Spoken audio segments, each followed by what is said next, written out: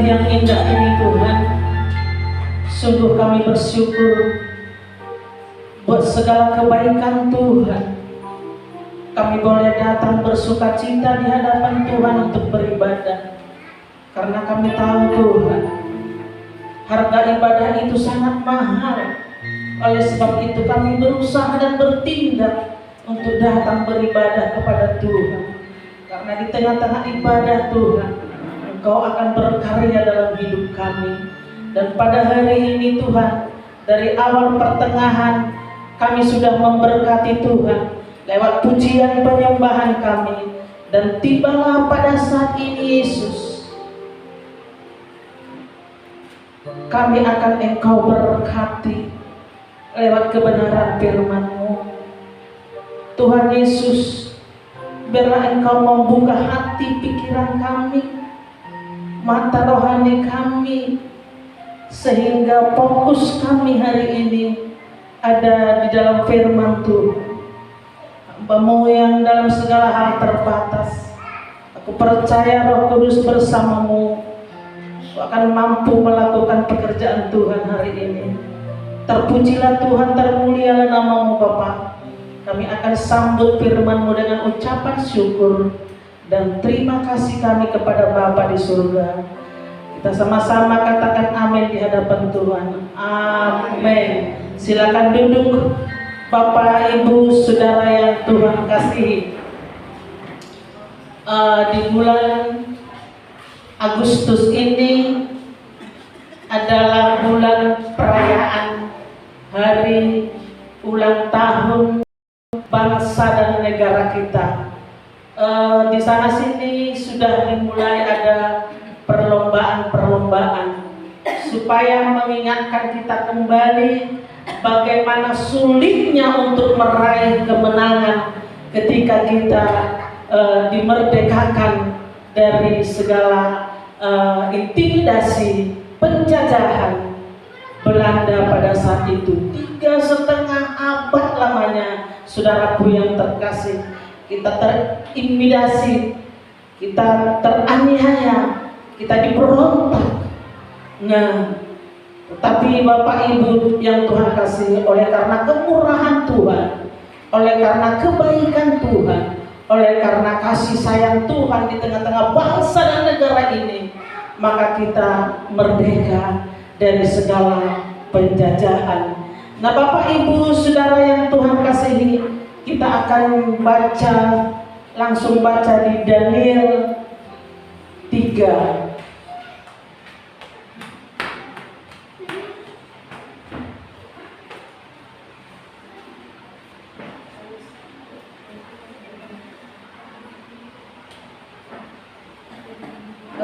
Daniel 3 ayat 15, hanya satu ayat saja. Bapak Ibu Saudara yang Tuhan kasihi, mari kita sama-sama membacakannya. Amin saudara. Daniel 3 ayat 15, 1, 2, 3 ya.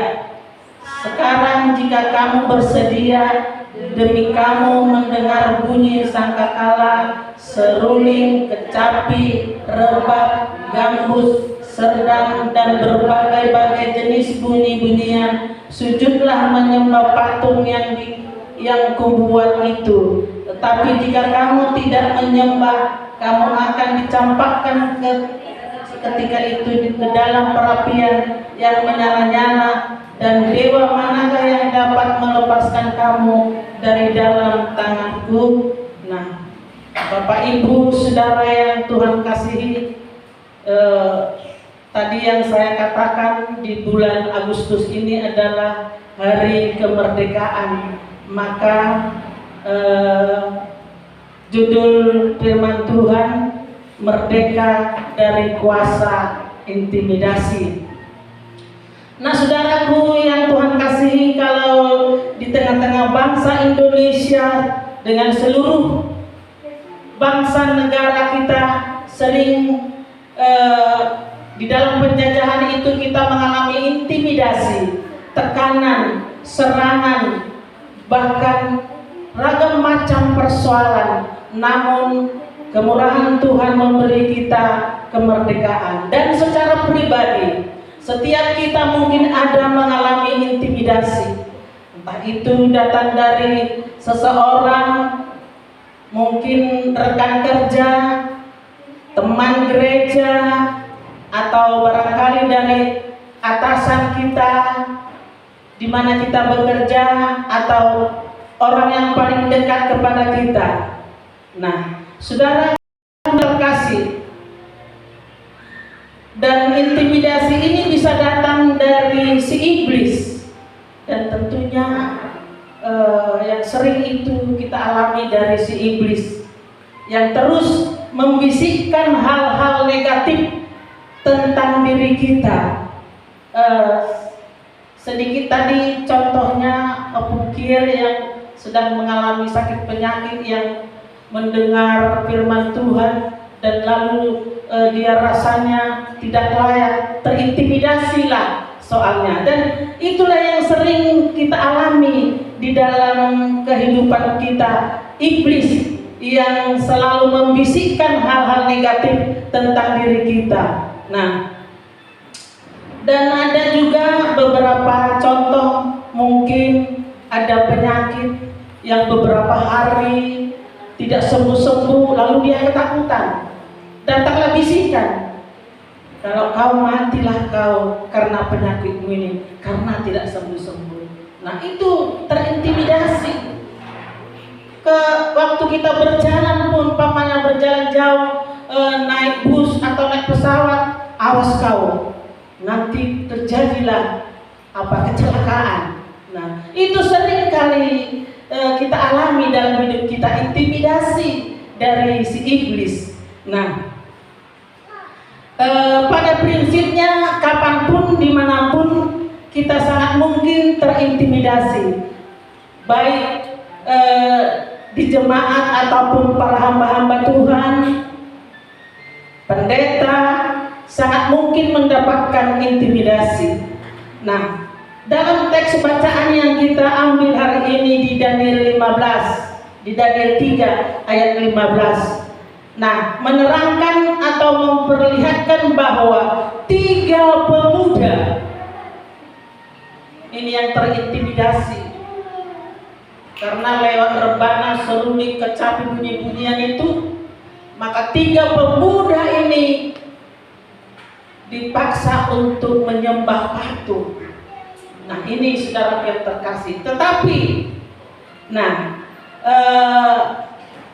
bahwa ketiga pemuda Yahudi yang berada di kerajaan Babel mendapatkan intimidasi langsung dari Raja Nebukadnezar, bahwa ketika mereka mendengarkan bunyi-bunyian yang dimainkan, ya, orang-orang yang ada di Babel itu, mereka sujud menyembah kepada patung yang dibuat Nebukadnezar. Dan Nebukadnezar mengatakan kepada Sadrak, Mesak, dan Abednego supaya mereka menyembah patung yang dibuat Nebukadnezar. Nah, ketika itu disampaikan oleh Nebukadnezar kepada 3 pemuda itu, Sadrak, Mesak, Abednego, kalau mereka tidak mau dikatakan, maka akan dicampakkan ke dalam perapian yang menyala-nyala. Bayangkan, ke dalam perapian yang menyala-nyala. Bahkan Nebukadnezar berkata secara bahasa biasanya dikatakan, dan siapa nanti yang bisa, dewa apa yang bisa menolong engkau? Bahkan tidak ada. Nah, kira-kira begitulah saudara yang terkasih. Nah, apa yang disampaikan Nebukadnezar adalah kalimat yang intimidatif, memojokkan mereka bertiga. Nah, karena suara itu bernada mengancam, bahkan hendak mengecilkan iman Sadrak, Mesak, dan Abednego, seolah-olah mereka dianggap dipandang sebelah mata. Tetapi saudaraku yang terkasih, Nebukadnezar tidak tahu bahwa mereka memiliki Allah yang sangat besar.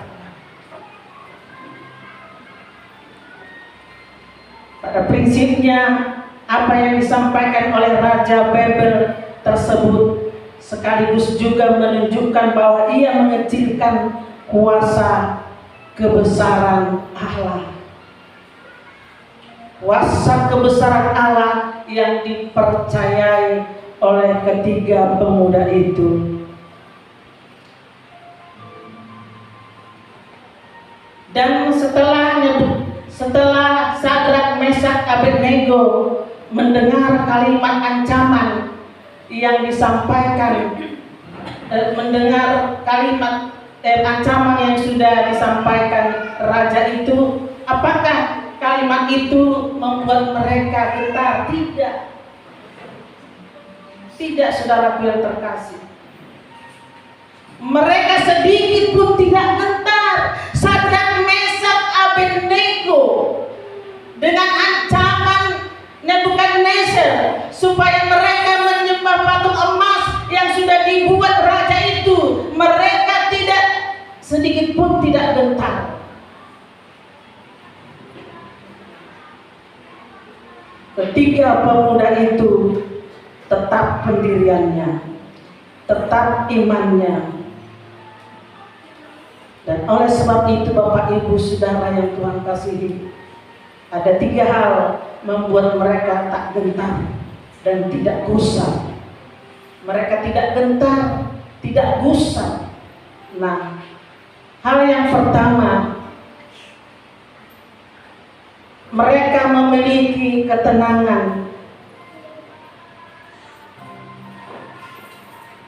Mereka memiliki ketenangan yang begitu tidak bisa tergoyahkan. Itu ada di ayat 16. Jawaban Sadrak dan kawan-kawannya memberikan indikasi bahwa mereka tenang dalam menghadapi ancaman, intimidasi dari Nebukadnezar. Mereka memberikan jawaban dengan tenang, dengan tidak gusar. Mereka katakan, tidak ada gunanya kamu memberi jawab kepada kami Tuanku dalam hal ini, kata mereka bertiga. Jadi saudara, jika kita ingin lepas dari kuasa intimidasi apapun itu, maka kita harus tenang. Dalam ketenangan kita mendapat kekuatan dan kemampuan untuk mengalahkan segala-galanya. Kita belajar dari Sadrak, Mesak, Abednego. Kalau kita pikirkan saudaraku yang terkasih, senjata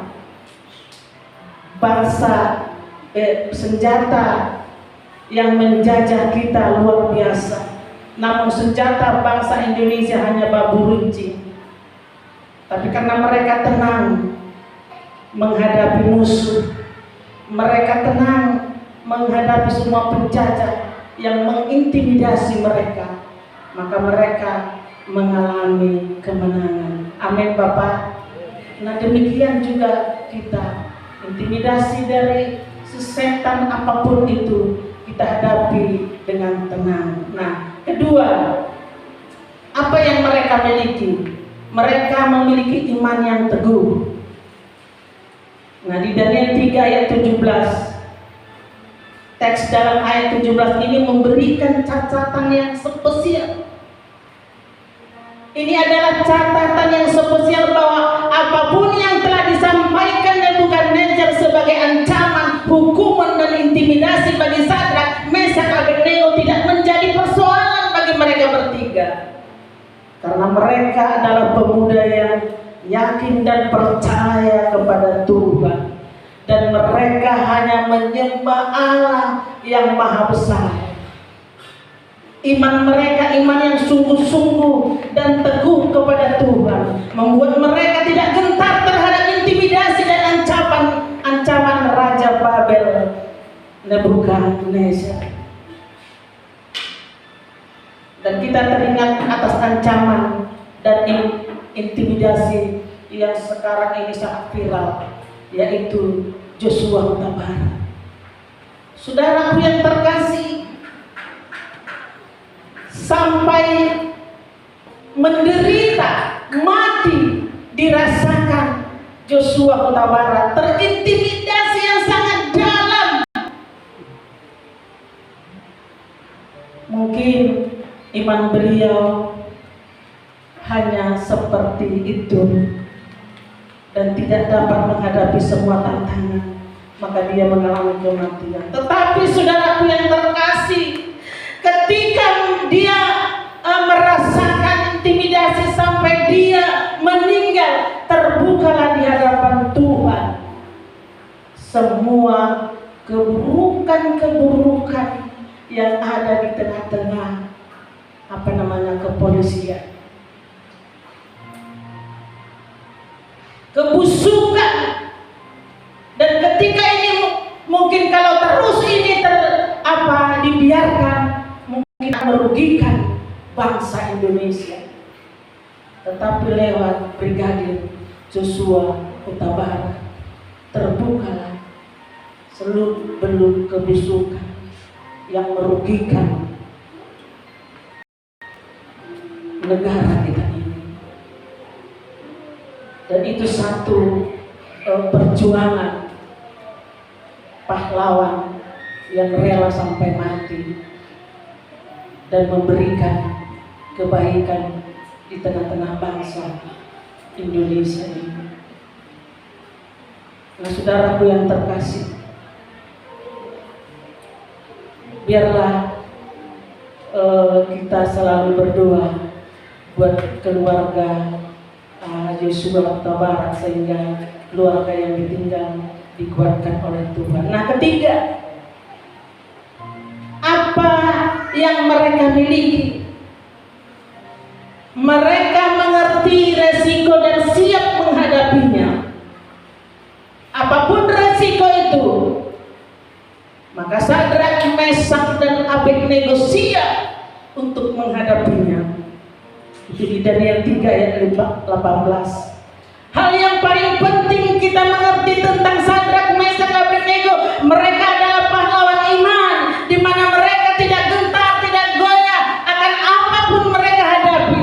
Resiko apapun akan mereka hadapi.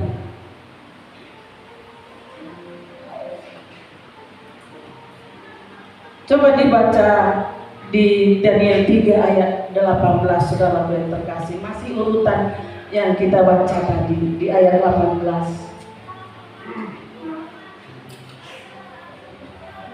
Tetapi seandainya jika hendaklah Tuanku mengetahui ya Raja, bahwa kami tidak akan memuja dewa Tuanku dan patung emas yang Tuanku dirikan itu. Saudaraku yang terkasih, mereka dengan tegas berkata tidak akan menyembah patung itu. Mereka tidak goyah, tidak gentar apapun yang akan terjadi di dalam hidup mereka. Mereka menerima resiko itu.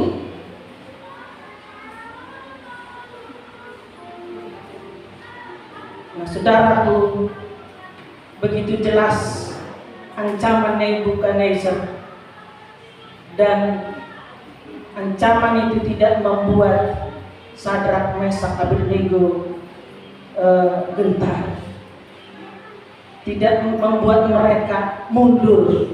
Mereka tetap bersekukuh, tidak akan mau menyembah patung emas yang dibuat Raja Babel itu. Tidak akan. Siap dengan resiko. Tetapi saudaraku yang terkasih, Tuhan Yesus baik. Pertolongannya tidak akan pernah terlambat sedikit pun kepada mereka yang berseru memanggil nama Yesus. Itu sudah dirasakan ibu yang bersaksi tadi. pertolongan Tuhan tidak akan pernah terlambat. Ternyata mereka terlepas dari kuasa intimidasi Nebukadnezar. Jadi saudaraku yang terkasih, mengintimidasi itu adalah salah satu pekerjaan iblis.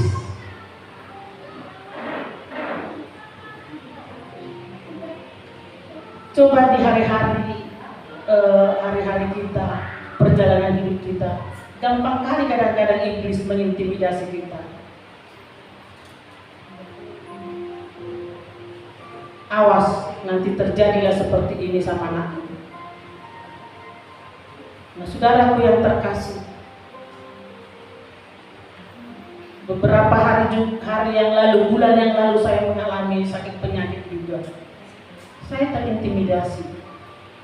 Tapi saya katakan kepada Tuhan, saya siap kapan saja Tuhan mau jemput saya. Tapi bukan kehendak saya, tetapi kehendak Tuhan yang terjadi. Amin, saudara. Nah, terpujilah Tuhan.